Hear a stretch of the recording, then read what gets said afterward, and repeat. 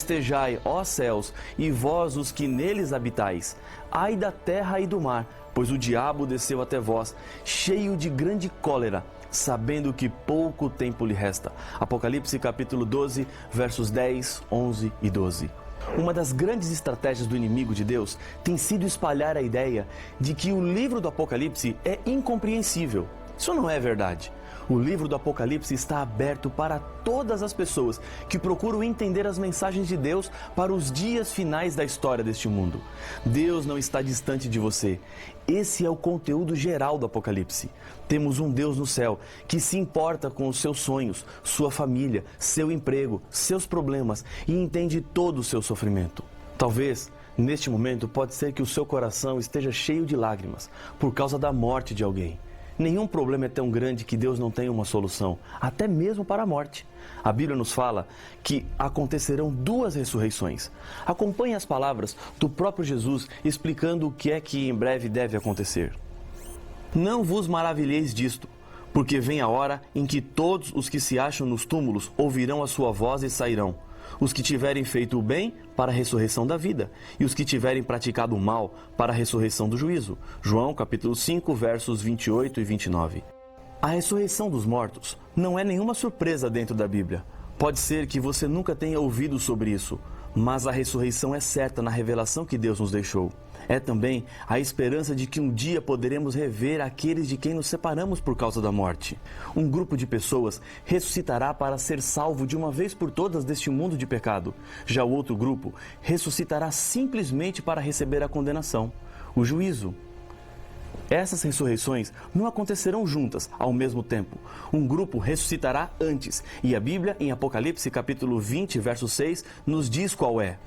Bem-aventurado e santo é aquele que tem parte na ressurreição.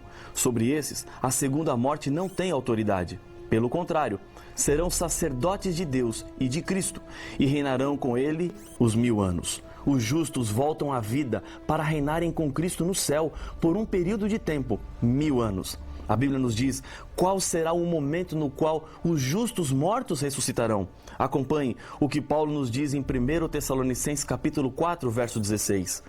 Porquanto o Senhor mesmo, dada a palavra de ordem, ouvida a voz do arcanjo e ressoada a trombeta de Deus, descerá dos céus, e os mortos em Cristo ressuscitarão primeiro. A volta de Jesus a essa terra será o momento em que os mortos fiéis sairão das sepulturas. Jesus vem em glória e majestade. E a glória e o poder de Deus não serão apenas vistos nos céus, mas na terra também. As sepulturas começam a se abrir e todos aqueles que entregaram a sua vida para Deus e viveram uma vida de acordo com a vontade dele, podem também olhar para o céu e assistir o maior espetáculo que já aconteceu aqui na terra. A ordem vem de Jesus, e aqueles que escolheram a vida eterna abrirão mais uma vez os seus olhos para nunca mais fecharem.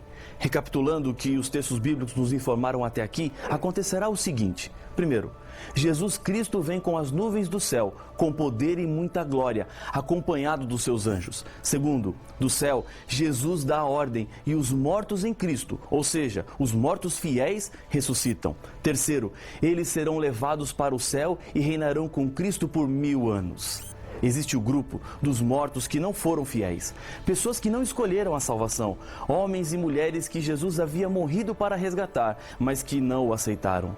O que é que acontecerá com esse grupo por ocasião da volta de Jesus? A Bíblia tem a resposta. Veja o que diz Apocalipse capítulo 20, o verso 5. Os restantes dos mortos não reviveram, até que se completassem os 1000 anos.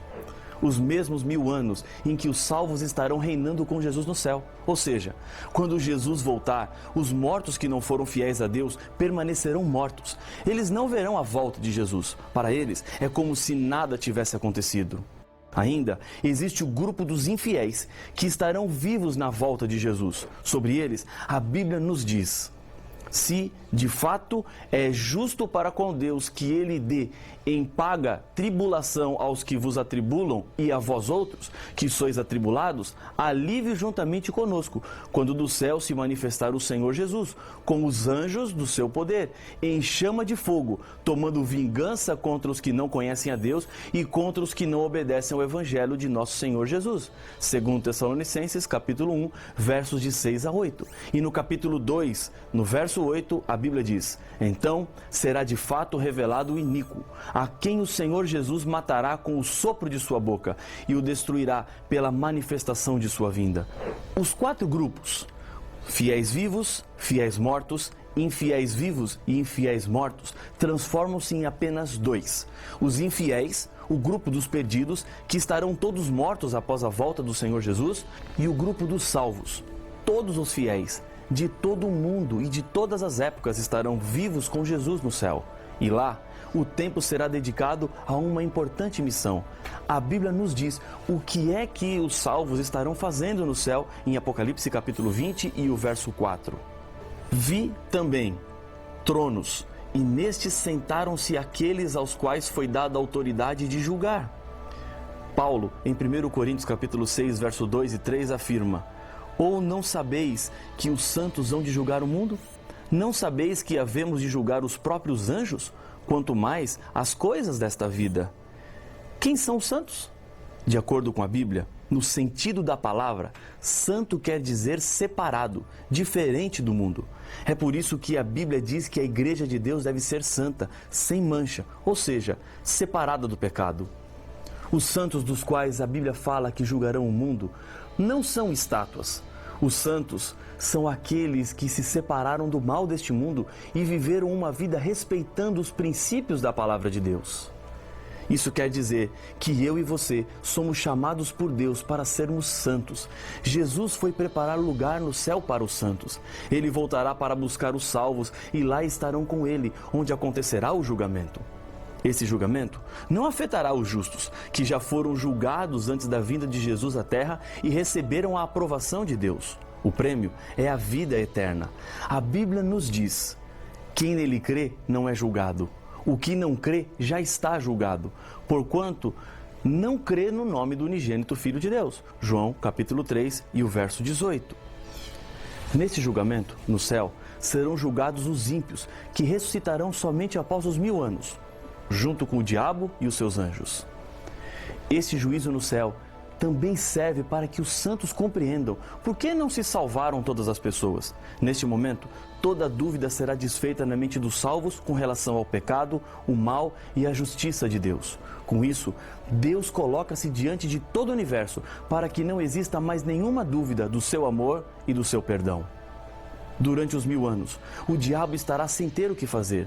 Suas obras nos últimos séculos têm sido matar, roubar e destruir. Mas agora, com a terra completamente sem vida, não terá mais nada para fazer. Nesse sentido, Satanás estará como em prisão. Apocalipse, capítulo 20, nos versos de 1 a 3, esse futuro é descrito. Então, vi descer do céu um anjo. Tinha na mão a chave do abismo e uma grande corrente.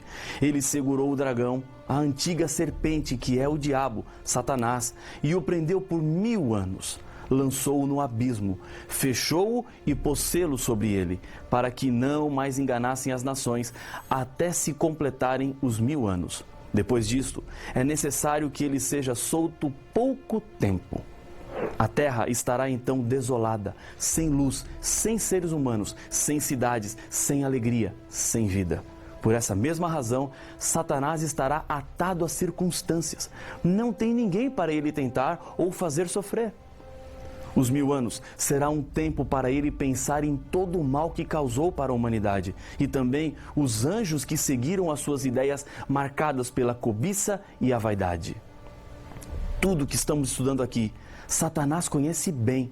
Ele sabe do seu futuro e o que ele mais quer hoje é levar o máximo possível de pessoas com ele para a destruição. Cabe a cada ser humano fazer uma escolha.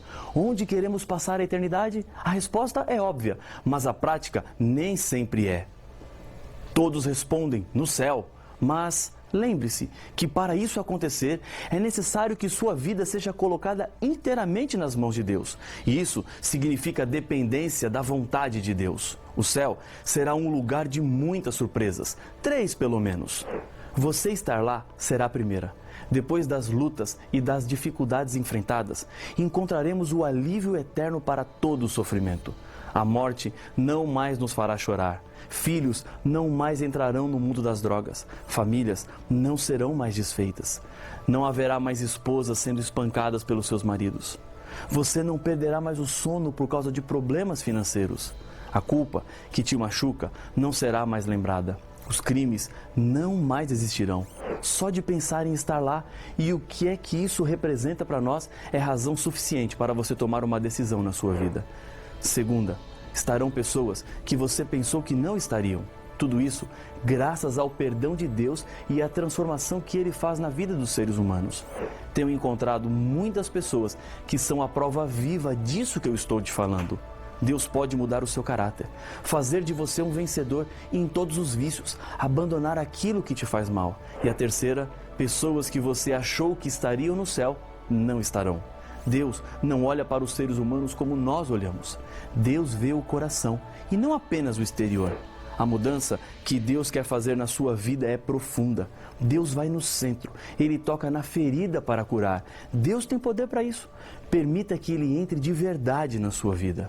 Depois dos 1000 anos, a história deste planeta ainda continuará.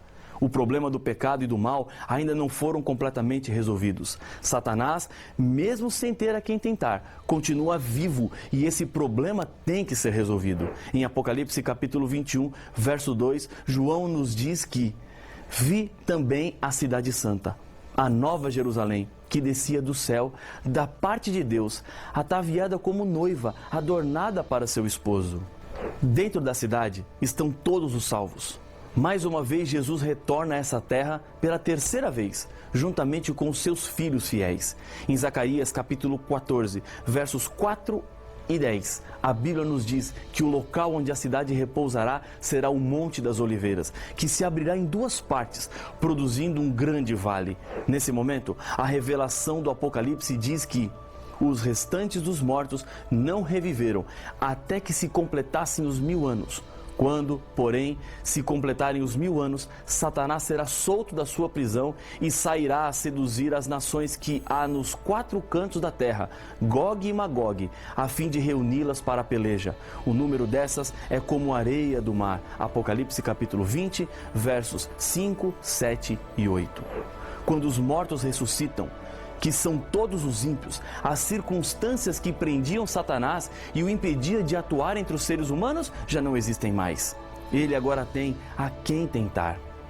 Mas não terão muito tempo de vida. No verso 9 de Apocalipse 20, encontramos: marcharam, então, pela superfície da terra e sitiaram o acampamento dos santos e a cidade querida. Desceu, porém, fogo do céu e os consumiu.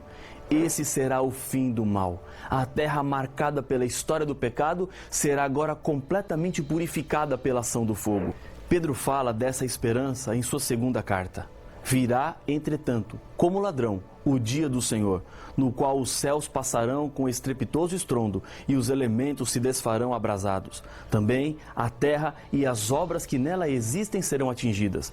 Visto que todas essas coisas hão de ser assim desfeitas, deveis ser tais como os que vivem em santo procedimento e piedade, esperando e apressando a vinda do dia de Deus, por causa do qual os céus incendiados serão desfeitos e os elementos abrasados se derreterão. Nós, porém, segundo a sua promessa, esperamos novos céus e nova terra, nos quais habita justiça. 2 Pedro, capítulo 3, versos de 10 a 13.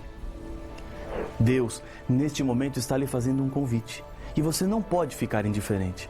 Jesus morreu para que você tivesse acesso ao céu. Ele te ama. Você é a razão do amor de Deus. Talvez você tenha se sentido rejeitado. Há pessoas que não te valorizam. Mas saiba que Jesus viria a essa terra a morrer se fosse apenas por você, porque para Ele você tem muito valor. Pare de sofrer sozinho. O seu futuro pode ser maravilhoso e Deus quer abrir as portas do céu para você. Se essa é a sua decisão, quero lhe convidar a orar comigo. Senhor, muito obrigado, porque temos a certeza e a esperança da restauração e da vida eterna. Neste momento, corações sinceros estão sendo depositados diante do Senhor. Aceita a nossa decisão, por isso eu entrego estas pessoas que oram comigo agora nas tuas mãos, em nome de Jesus. Amém.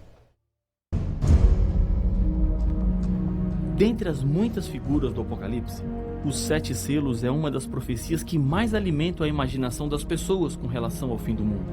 morte, sangue, espada, fome, pestes. Estas são expressões usadas no contexto dos 7 selos. Mas afinal, o que representam os 7 selos do Apocalipse? Estes selos só trarão desgraça para o nosso mundo? E quando isso acontecerá? Não perca o próximo episódio de Apocalipse, o fim revelado.